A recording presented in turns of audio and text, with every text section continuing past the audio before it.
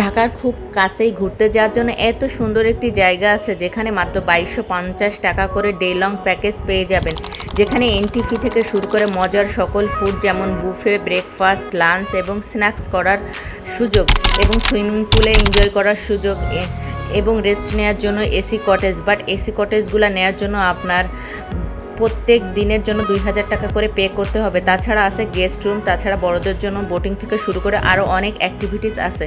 Football খেলার জন্য আছে সুব্যবস্থা এবং বাচ্চাদের জন্য রয়েছে কিডস জোন। সর্বোপরি বলা যায় শহরের জঞ্জল থেকে একটু দূরে অনেকখানি প্রশান্তির ছোঁয়া।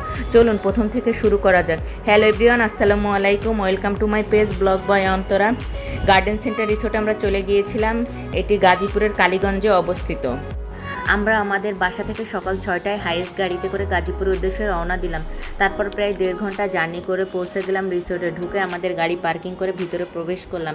আমাদের রিসিভ করলো রিসোর্টের ম্যানেজার। রিসোর্টের মেন গেট দিয়ে কিছুক্ষণ হেঁটে যাওয়ার পরে রিসোর্টের মেন অংশে চলে এলাম, যার দুই পাশে দুটি বড় বড় মাঠ এবং পাশে অনেক সুন্দর সুন্দর কটেজ। তো আমরা আমাদের কটেজে প্রবেশ করলাম, অনেক সুন্দর। এখানে ফ্রেশ হয়ে চলে এলাম তাদের ডাইনিং এরিয়াতে সকালে নাস্তার জন্য। তাদের ডাইনিং এরিয়াটা খুব সুন্দর, অনেক বড় এবং বেশ খোলামেলা, যেখানে পর্যাপ্ত আলো বাতাসের ব্যবস্থা আছে। ভিতরের পরিবেশটাও খুব ক্লিন, সাথে অনেকগুলা কাঠগোলাপ গাছ দেখতে পেলাম এবং বোটিং এরিয়াটাও দেখতে পেলাম। খালে পানি কম থাকায় আমরা আর বোটিং করতে আগ্রহ প্রকাশ করলাম না। দেন আমরা ডাইনিংয়ে চলে গেলাম নাস্তার জন্য। সকালের বুফে ব্রেকফাস্ট ছিল। নাস্তার আইটেমগুলো ছিল ডিম ভাজি, ডাল, আলু ভাজি, পরোটা, জুস আর পানি। সাথে ছিল দুধ চা এবং লাল চা। সকালের নাস্তা শেষে আমরা সুইমিং পুলে নেমে পড়লাম। সাইকেলিংয়েরও ব্যবস্থা আছে, যে কেউ চাইলে সাইকেল চালাতে পারে ভিতর দিয়ে। তাদের সুইমিং পুলটা অনেক বড় ছিল আর আমরা অনেক মজা করেছি। বিশেষ করে আমার মেয়ে পুলে নামার জন্য অনেক বেশি এক্সাইটেড ছিল। আমরা প্রায় অনেকক্ষণ পুলে মজা করলাম। আমার মেয়ে তো পানি থেকে উঠতেই চাচ্ছিল না। অনেক বেশি মজা করেছি আমরা, যেটা বলার বাহিরে। তারপর কিছুক্ষণ আমরা এভাবে পুলে মজা করতে করতে রুমে চলে গেলাম। রুম থেকে ফ্রেশ হয়ে আমরা আবার দুপুরে লাঞ্চের জন্য চলে যাব ডাইনিং এরিয়াতে।